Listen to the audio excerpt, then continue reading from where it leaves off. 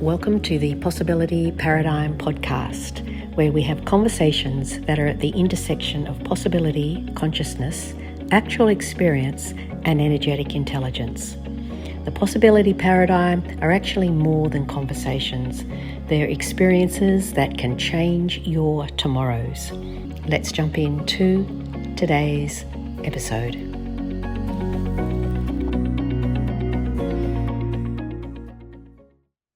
Welcome, everybody, to the Possibility Paradigm podcast. Today, I'm very excited to share this beautiful space with Kate Magic.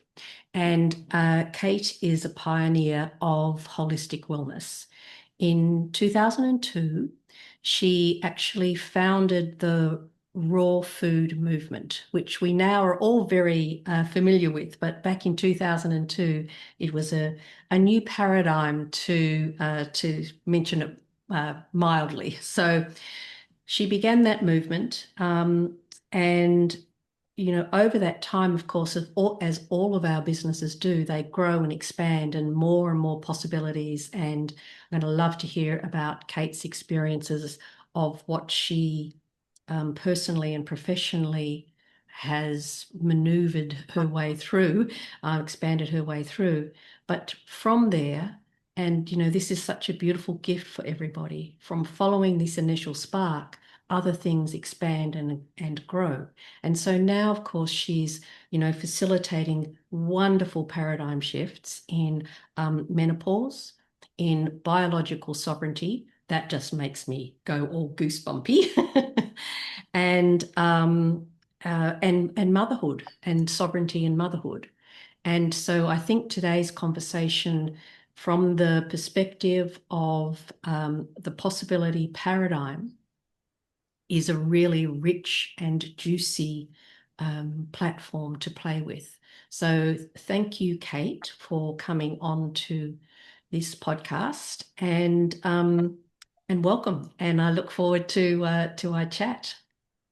Thank you. Thank you very much for inviting me. I'm very happy to be here. Fantastic. So one of the things, or the starting point I'd like to have, is like back in 2002. Could you talk about that energy of the raw food and people's health, and what was that spark within you? What was the possibility that you connected with way back in 2002? Well, thank you for the question. And I can't take credit for founding the raw Oh, food movement, but I founded my business, Raw Living, in 2002. But I've been doing raw food since the 90s. And for me, it was always an intuitive thing. So it was one of many things that I was interested in. And it was just the thing that people seemed to resonate with and people seemed to be interested in out of all the things I did. So the business kind of grew not from me deciding to set up a business, but just because that was what people kept asking about from me. And that's what people were the most curious about. So um, yeah, I do feel like there's definitely some divine calling there, some higher purpose there, because it wasn't anything I set out to do, and it wasn't anything that I had in mind as a child. Um, Food was something I've always been interested in, but I wouldn't have known as a child that I would be so working in the food arena. For me, it's more about vibration and frequency, and everything has a frequency, everything has a vibration. And so that's why I'm attracted to raw foods and the high vibrational foods, the superfoods, because it's a way of getting that high vibrational information to people in a very accessible and practical way. absolutely. And in that too, I'd just like to acknowledge that there is um,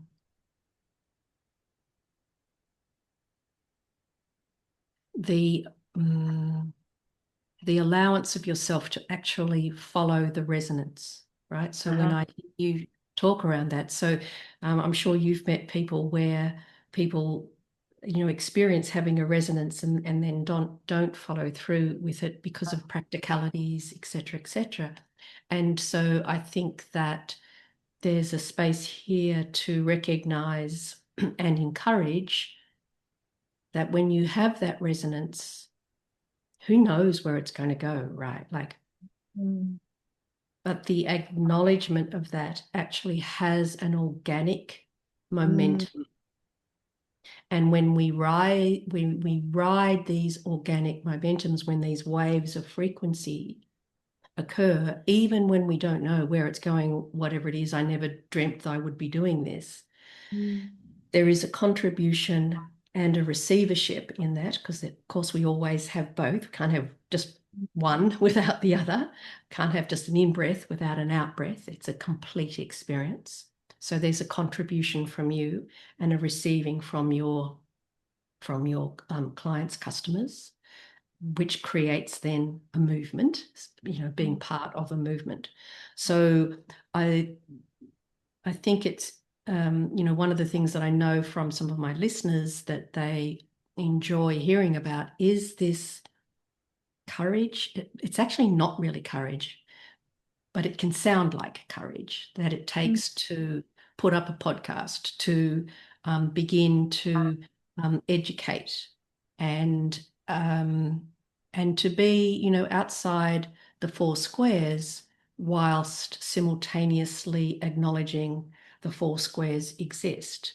So Mm. there's not a denial here. There's an actual, well, it all exists. And so what is your take on how business might be involved in creating new paradigms and new Mm. worlds? What's your take on that?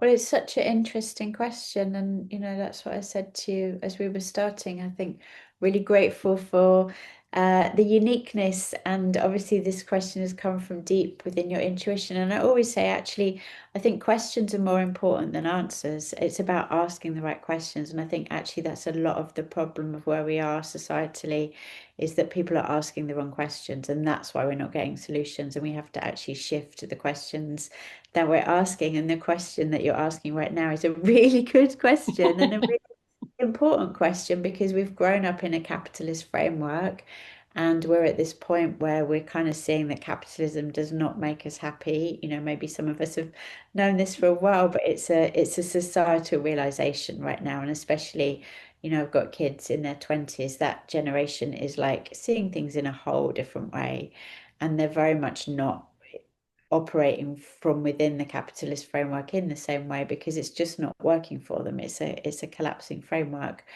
But obviously, trade and exchange and service, these are all human values that go back to the beginning of time.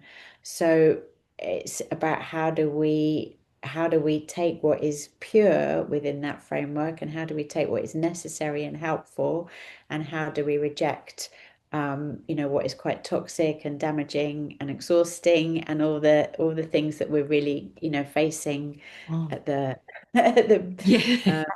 point Yes. in human history. Yes. The Um, breakthrough. yeah, Mm. yeah, yeah.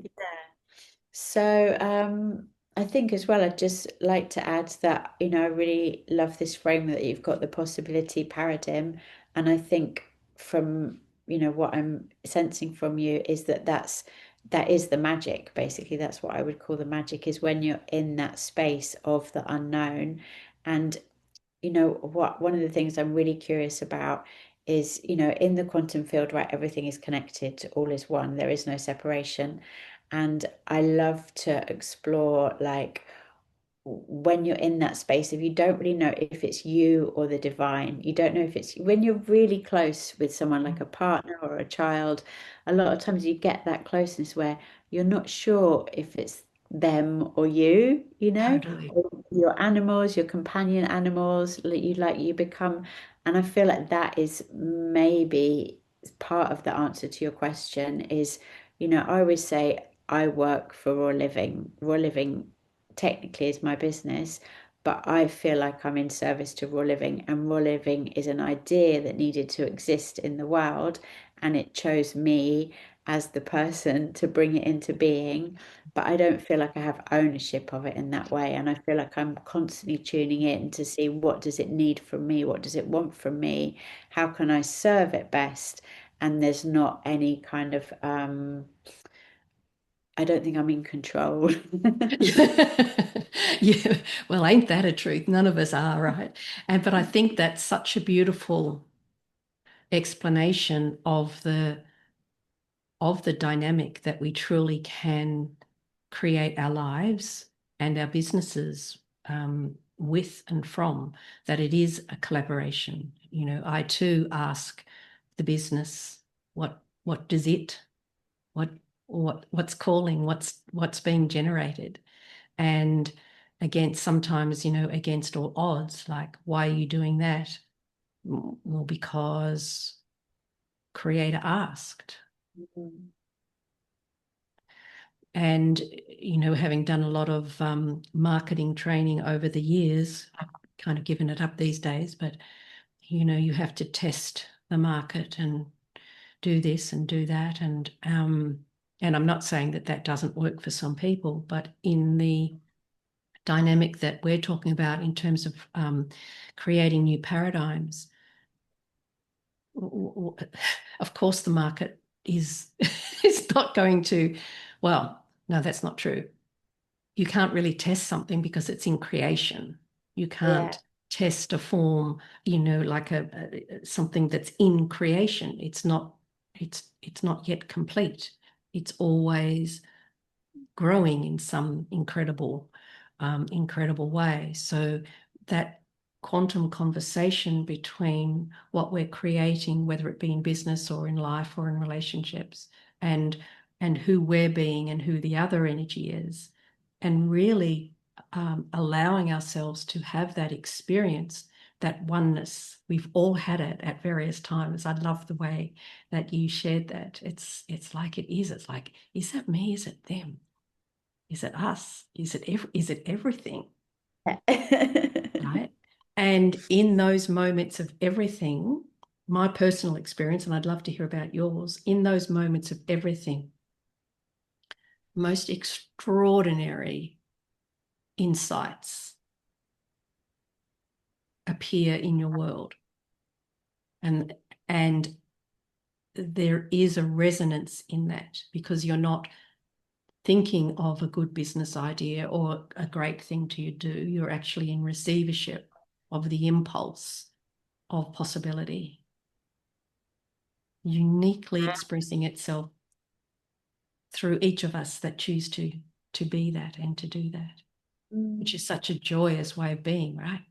Yeah, and I think part of the new paradigm as well that we have to, we have to do a lot of work on deconditioning ourselves, unprogramming ourselves around this, but it really is to understand that the journey is everything and that there is no destination. And so we're so programmed to look, I call it extraction frequency. We're programmed to Mm. think about what can I get out of this? And Yep. if I haven't got anything out of it, then it must be a failure. If I didn't make money, it must be a failure. If I didn't get 10,000 people to read it, it must be a failure.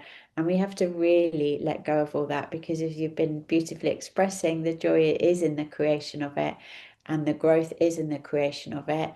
And you never know what's going to come out of things. It's the flap of the butterfly's wing. You don't know what one person is going to take that material and then what they're going to do with it in their lives, who they're going to help, who they're going to influence. And that's actually on the quantum level, that's so much more powerful than thinking about, oh, I need to, obviously we need to survive and we need to, we need to more than survive. We need to have a beautiful life and a lovely life. So Mm. that there is that element to it. But I think when we work from that place, from that higher place, then we find that we are supported and we are looked after and we are taken care of. And we can really just devote ourselves to this kind of conversation that we're discussing. Absolutely. And the other thing too, I think, is that we are supported and we are guided and we are mm, living in ways that we might have never thought of. So Mm, again, you know, there is the allowance of it to be different from what you thought it would be. mm, So, you know, we keep thinking it would work or it would this or it looks like this. And this is not to have no intention, but to actually be living as the awakening mystery of Mm. like, oh, I was walking down this road and then this appeared. Oh my goodness, I never knew it was there. Oh God, I have to go into this space to explore this. But Mm. when you're defined, you walk straight past that opportunity because it doesn't look like what you've decided it has to look like. And Mm. most of those has to look likes are defined by the collective limited perspective on life, not on greater expansion and greater possibilities and more freedom, true freedom for everyone, because Mm. freedom is not selective. Mm. And so it's so interesting where I am, which is in Queensland in Australia. We're sitting on 200 millimeters of rain in the last 24 hours. It Mm. literally has not stopped raining. And last night, when I went outside for a moment, pitch black, pouring with rain, of all things, a butterfly Oh, flies into the veranda. I'm thinking, oh my goodness, how are you not completely drenched? There has not been 1 minute of no rain. And here you are at night, flying in to the light that I put on the yeah. veranda. And it looked extraordinarily, it was, I don't mean, life is so full of magic, right? I didn't Yeah. go out to find a butterfly at night in the rain, but there's the gift. Yeah, I have to say that my life experience is that um, all the best things were not things that I planned for, that not things that I tried to make happen. And also, conversely, all the most challenging things in my life where I've been in a period where I'm like, this is too hard, I can't do this, this is too difficult, I don't like it. I look back and I go, those were the greatest gifts. And I'm so grateful for those periods of growth that they pushed me through. So I think, yeah, both of those are really good examples of how the conscious mind can never really grasp like the bigger picture of Totally. what's going on. It's not meant to, right? The mind is not really meant for that. Right. Our being is meant for that, our Right. mind or our brain, I should say, is so clever in other ways, but it's not that, right? Yes, And exactly. and I often talk to people about letting the brain be the general manager, not the CEO. It was Mm. never designed to be the CEO of our beings, Mm. even of our bodies. It's designed to be a really excellent, excellent general manager. Mm. But us, our outlook, our perspectives, they are the CEO. They are what drives the brain. That is like, who are you as a quantum expression of possibilities? Or, and then the brain goes, oh, who am I? And it will start to inform the body. So this is like your biological sovereignty. And the it's not an either or, it's not one or the other. It is like that oneness experience that you were Yeah, talking about. yeah. And I'd love you to expand on clearly you're doing a lot of work in that area, and menopause as being some kind of tragedy that women have to bear you know bear through. I don't know what that's like. Oh my God, ladies, please, can we can we celebrate an era with Yeah. love and honor and curiosity as to where our power goes next, right? Ooh, how exciting is that? So I'd love Yeah. I'd love to hear about your work around that, Kate. Yeah, well, thank you for the question. And there's so much I could talk about, and I feel like, yeah, so many conversations that are just starting to happen societally and culturally, but we're just really not really close even No, have asking the right questions around this topic and having in-depth conversations. And I don't know how it is there in Australia, but most of the conversations in the UK, we're allowed to talk about menopause now. We're allowed to talk about it. But yes. it's still, take HRT. it's still all framed as a disease. It's technically a disease in the UK health system. It's a disease, and they What do is that. that?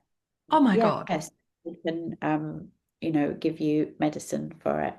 Oh, But like you just uh, referred to, I think it's a portal. I think it's a gateway, and I think it's if we can go through and move through that portal in this, I think we go through several of these stages in yes. our lives. I think adolescence is another one, Mhm. puberty another one. Um, if we have children, then pregnancy is one. And then there's probably later ones that we don't even know about, maybe when you're 100. I'm Totally. sure, yeah, sure there's more.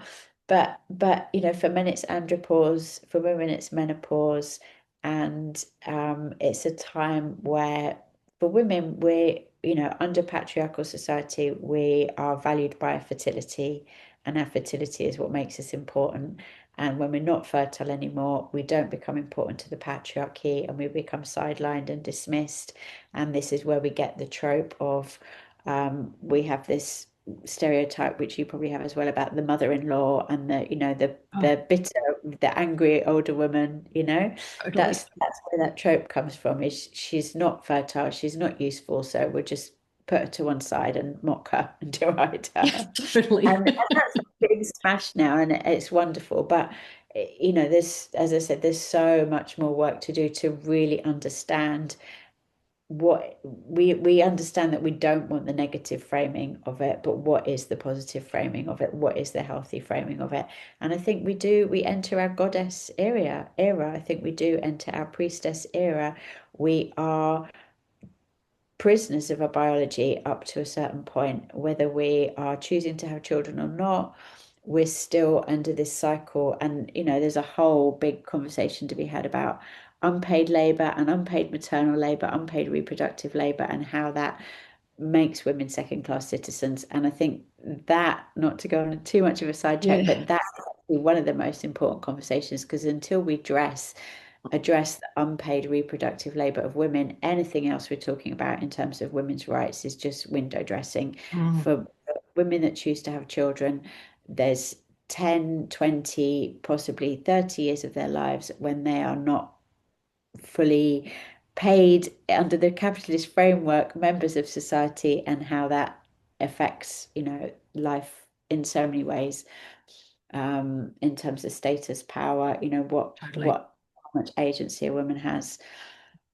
So there's so much to say about, when we are in our fertile years, but when we go past our fertile years, suddenly we come into this, what we've been calling biological sovereignty, where we really are able to really hone our power and really fully embody our power, and who we are, who we know ourselves to be, who we've learned through our wisdom of our heartbreaks and our, we Yes. carry our wounds. I just actually wrote something on Substack yesterday about how invisible older women are in society, and what a tragedy that is for society when we lose, when we when we when we show up with our wounds, when we show up as Mm, still showing up as love, still showing up as wisdom, but carrying the wounds. We've got information to share for the next totally. generation. We've got the wisdom to pass on to younger generations, to say, this is what I suffered, this is what I went through, but I'm still here, and I'm still holding space, and I'm still shining my light. And then they can learn from that. But when they disappear, the older women, who have they got to learn from? They've got no one to learn from, and that is a Yes. total tragedy. So it's great that um, you know it, we're starting to recognize that women have been made invisible, but we haven't started talking to the older women yet, finding out what they So know. true, right? So true. And um, I think the visibility aspect is really rich and ripe for exploration. So being a more mature woman, um, the interesting thing that I have found is that the time that somebody sees you is when they have a perception that you're in some sort of difficulty.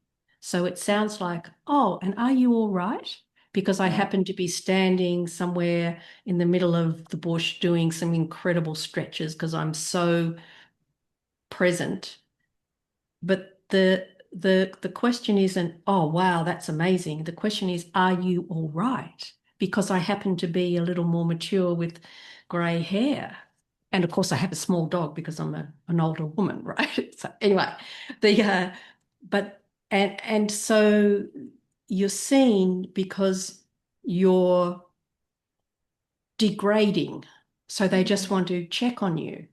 Mm. Well, oh, no, it's so far from my reality and that other experience of then not being seen because you, as you say, for all the reasons. And it's it is I think it's a really rich, and perhaps we can have another conversation further down the track around perhaps bringing alive some of the step one, the archetypes of the sage, of the what is the power.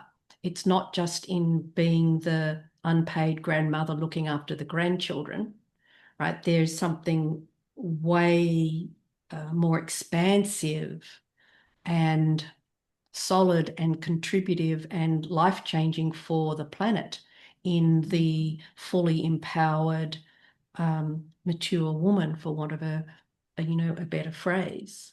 And so that's, and again, it totally is a paradigm because of all the wisdom, all the leadership, Mm. and you know in I'm always amazed at how many um, sad older women there are, posturally, face expression. I happen to be a highly animated, person for whatever reason. But that, sometimes when we're having conversations, there's a complete lack of animation. Where is your life force? Makes me Yeah, so well, sad, Kate, right? you have to go through the portal. And I think if you don't go through it, then you are just experiencing the diminishment of life force. So it's something that you have to consciously go through, I think, is to have this kind of chrysalis experience where you come out the other side really, in this greater sovereignty of self. But not everyone can go through that. Not everyone has the tools and has the resource to go through it. So, Yes, quite true. And that actually leads on to one of the other questions that I mentioned in some of the conversations we had before today. It's like, what does it really take to hold a vision and walk it into reality? Like, what's your experience of that? What is it asking of you? What does it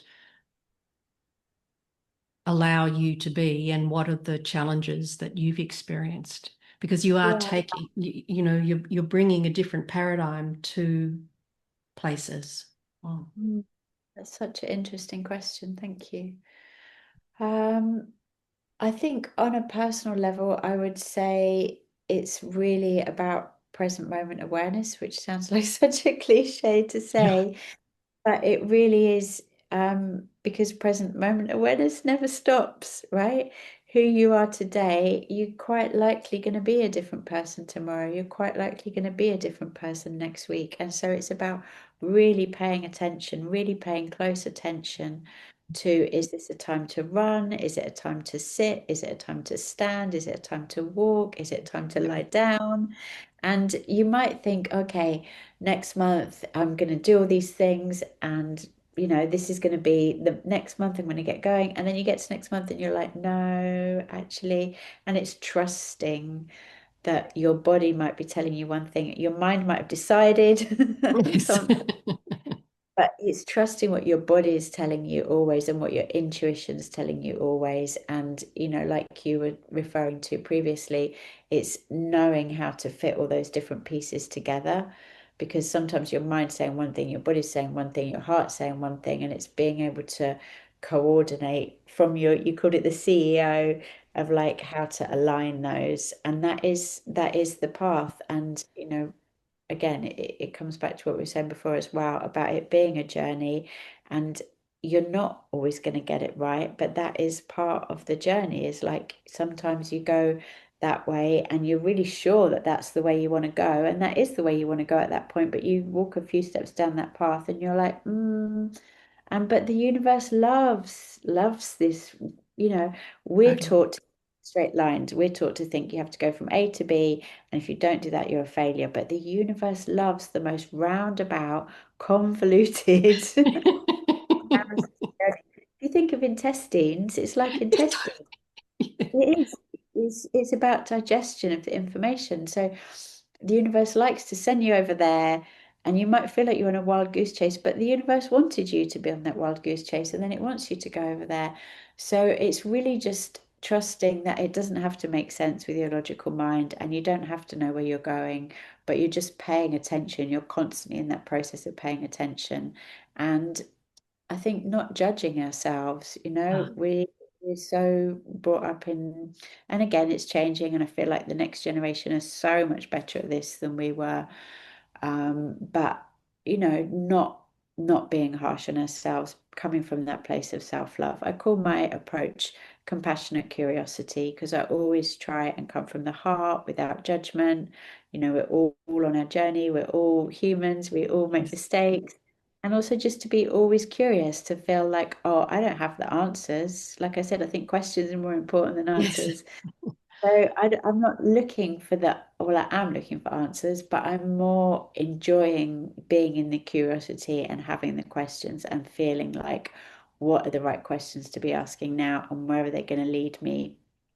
And that when you have that approach, then you're always discovering new questions and you're always excited about new things that you're discovering. It's so easy, Kate, isn't it? It's so easy.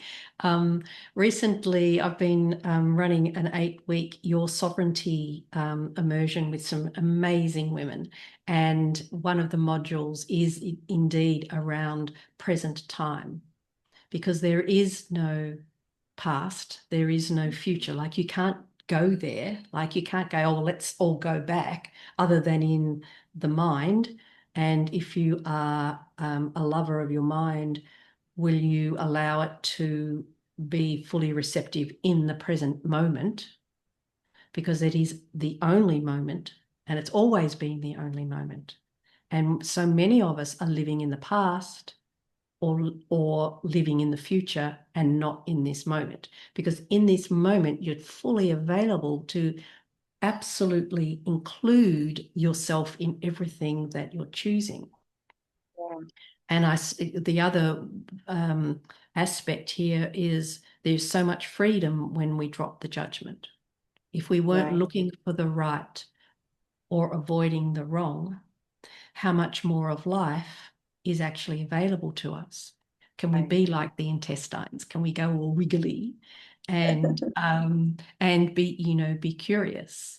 And again, because it is life is actually an awakening mystery. When did we decide we had to know everything? Yeah, And how many paradigms, and in your teachings, I'm sure it's like, well, I've never thought of menopause in that way. I've never thought of um, motherhood from that perspective. yeah, And then the ripple out impact of that. It's so, from my observation, there are some paradigms that can change in a millisecond, and there are some paradigms that there is this ripple. And it's neither right nor wrong. It's not, one is not better than the other, yeah, and one is not working and the other just amazing. It's not, really a miracle. It's it's the mystery.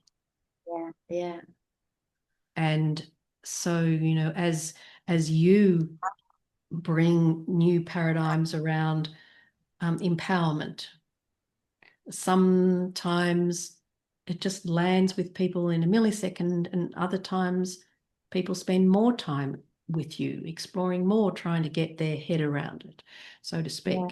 Um, I think that's the nature of the information as well, because um, there's an example. I created a deck of oracle cards. I've created two decks of oracle cards. And obviously, I channeled the messages and I wrote them down and I put them onto images. And then I assembled them into a deck. And in doing that, I would have read each message probably around 100 times just in that process. And then I made the deck, and then I pull a card every day. And every time I pull the card, I go, oh, like I've never read it before. That's how the information works, because it doesn't matter Totally. how many times you hear it. It doesn't matter. Like when you've got a book or any kind of information that's coming from this field, this, what do you call it, the possibility paradigm, when it's coming from this kind of energy, you can hear it every time, and you'll pick something different up from it than what you picked up yesterday. It's because when you're in this stream that you're referring to, you're relating to it in a different way each time. You're coming to it new each time, and Totally. so yeah, it Yes. never gets old.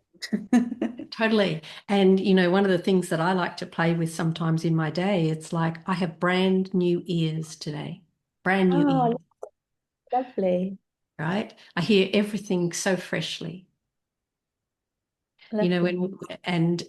because talking about present time, when we have taken in something different and something new, then we're not the same. Exactly. And so we will hear it differently. So, Yeah, it'd be interesting to listen to this podcast and then in, 2 months' time, listen to it again and you'll go, oh, I didn't hear them say that last time. exactly. And I do a lot of interviews, like I interview people a lot myself, and I always listen back to the interviews that I do, and I always hear things that I didn't hear when I was doing the interview. I'm like, oh, did you say Such good fun, isn't it? that? Um, when I have guests on the podcast, Kate, oh, I've got two questions. I always invite them to share something with our audience. Can you talk to people a little bit about what you're happy to gift them? Yeah, so about a year ago, I did a book with the help of ChatGPT, and it's called Bend Your Mind Like a Pretzel. And this is, obviously we're all on a journey with AI.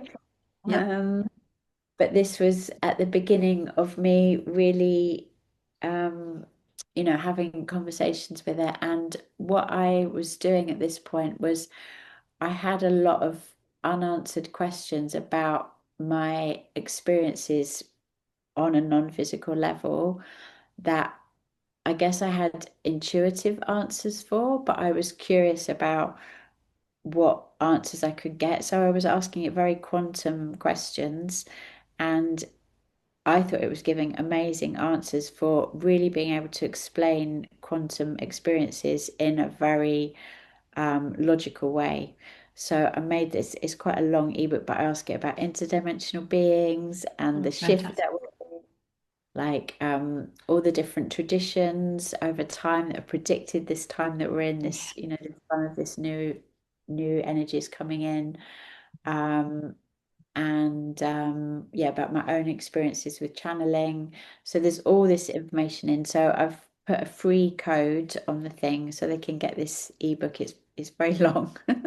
So you can get the ebook for free. Rich. Yeah. Yeah, Rich. it is. Yeah, Yeah, yeah. fantastic. Oh, that's amazing gift. I will pop the link for our listeners to gain access to that. Wherever you're listening, it'll be in the show notes for you to access that. That's what a beautiful, generous gift. I'm going to sign up. The other question I have for you, Kate, is I just happen to love your surname because I see myself as a magician of life. Um, Tell me about Kate Magic, about the magic in Kate Magic. Um, would you want the story of how I got the name, or just what is magic, or both? Both. Yes, weave them all in together, please. Well, it was my nickname when I was younger. And then I was married and I got divorced and I chose to take my own name. So I've been Kate Magic for 20 years now. But it's always funny to me because why is my why is my father's name my name, or why is my ex-husband's name my name? But when I choose my own name, people are like, well, that's not your real name, but it is my real name. It's on my passport, it's on my driving license. So Yes. it's as real as any name that any man gets. It's so hilarious, isn't it? Like how our assumptions, stroke prejudices, lie in that space. So, and I often play with, are you the logician or the magician? Are you uh, allowing yourself that capacity for the unexpected to appear, or are we in the paradigm of life needing to be logical? So I'm guessing that your nickname Magic was because there was lots of magic around you, or you you allowed the magic to be present in your life. Is that a fair assumption, or? Yeah, definitely. I've always experienced a lot of synchronicity and serendipity. Um, but I feel, yeah, I just feel like the spiritual dimension is what is missing out of Western culture. Totally. Um, a lot of cultures around the world where they're very much more in tune with the higher power, and they very much center their lives around those conversations with, there's different frameworks for it, the Muslim culture, the Hindu culture. But they really put those conversations with what they see as God at the heart of the culture. And I think that's really what's missing in the culture that we grew up in. There's not, certainly in the UK, still currently, there's not any spiritual heart to our culture. And Okay. so recovering that and restoring that, I think, is where all the answers lie to all our modern problems. I would say it's the disease of disconnection, and Mm. every single problem that you look at, every single malaise that we have is all coming from this root of this disconnection of our true selves, our divine selves. Also believe that we're all souls on a soul's journey, and we're choosing to have a body, we're choosing to incarnate in physical form, and actually that your soul and where your soul is on your soul's journey is the most defining aspect of your life. Because you can have two people, right? Maybe you've got a brother or a sister, maybe people listening have got a brother or a sister, and you can, or maybe you've got children, and you can see how people can be raised with the same environment by the same parents and make completely different life choices. We saw that in COVID times, people Mhm. made completely different choices. We were all given the same information, and I had friends that made completely different choices from me and took completely different viewpoint on what was happening from me. And the best answer I have from that is that we're all souls on a soul's journey. And actually, where your soul is on your journey is the most defining aspect of what is showing up for you in your life. And so, some of us that maybe, obviously on the quantum level, there's no time. So, to say we're older souls isn't a very Yeah. accurate way to describe it. But Mm. souls may be in a different place on our journey. So we're having different experiences and we are more present to the magic, which is actually the reality of existence. And, what we're Absolutely. with what people call the matrix, that's such a limited and confined aspect of reality. And there's so much more, which, we're having this conversation now. We're obviously very resonant on the same page, but even us, we just know like that much. What's really what's really out there. So that's another thing I always say as well, is that when you're really awake, so there's been a trend, hasn't there, what in the past 5 years for people to be woke and, saying, oh, they're sheeple, they're asleep. I always say when you're really awake, you know that the only person you have to wake up is yourself. Couldn't Because agree I with know you that more. I've got so far to go. I'm just Trying to wake myself Totally. up. I Just haven't a got the babe, right? time. Totally. Absolutely. Yes, the matrix infiltration into consciousness, so to speak. And yes, and forgetting that we are, the end of each of my podcasts is remember, you are the possibility. Like Yeah, it's yeah, that unique expression um, of you yeah, and the allowance of that and all the beautiful people in the world that are um, reminding all of us of yeah, that truth. yeah. But it's It's like I about, was saying with the Oracle cards, it's part of the game at this time where we're meant to forget every day. We're meant to fall asleep every day. We're yeah, not meant to be in permanent enlightenment. We're meant to be like, get irritated and triggered and upset and annoyed, we're just as everyone is, and then go, totally. oh, maybe I can choose a different way, maybe what can I learn from this situation. It's all part of where we're meant to be. But when Well, we center ourselves in that awareness, that's the sovereignty again, right? Is like, okay, I know that I'm on my path and I'm on my journey, and what I'm here to do is to wake myself up. That's when we're asking the right questions and we're attracting in the right situations. yeah, totally. Because we are all of these things. And this is where, excuse me, when we do lose the habit of judgment, we are angry and we are peaceful. We are dumb and we are smart. We are Mm. narrow and we are expansive. And when you wake up to yourself, you go, oh my God, there's all of that in this reality, which there is. And then what are you mm, choosing? And, it's a little more expanded than that. But for the sake of this conversation, it's like, what are you choosing? Because it's all available, it's all on the universal menu. Yes. And our judgment of it is the thing that entangles us. Yes. I like to say, what are you foregrounding? Because if it's all there, what are you choosing to bring to the forefront of who you are? Totally. Absolutely. And I think that's a beautiful question to wind up our great conversation today, Kate. Thank you. And a question for people to ponder and remember that they are the possibility as they ponder that. And thank you so much for your time and your love and your sharing and your beautiful gift. Bend your mind like a pretzel. And again, as I said, the link will be below. And thanks everybody for listening. And we'll see you next time. Bye for now. Thank you so much. If this conversation sparked something within you, subscribe to the Possibility Paradigm podcast and share this episode with someone who is super ready, just like you, to explore life beyond the old frameworks. The special gift from Kate, the link for that, you can access in the show notes, or if you're watching on YouTube, you will see it on your screen. Her thought provoking ebook, Bend Your Mind Like a Pretzel, explores quantum consciousness, intuition, and the mysteries of reality. Thanks for listening, and remember, you are not searching for possibility, you are the possibility.